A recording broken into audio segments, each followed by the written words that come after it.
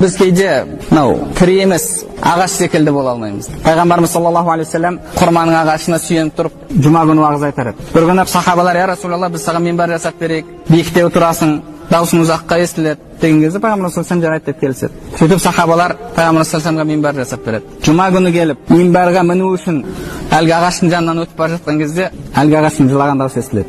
Мешіттегі сахабалардың барлығы куәгер болады оған. Кәдімгі балаша еңіреп жылайды да.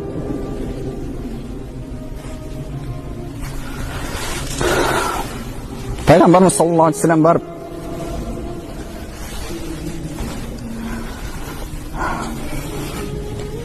жас баланың басынан сипағандай сипайды. Сонда жас бала өксігін қалай басады, солай басады да.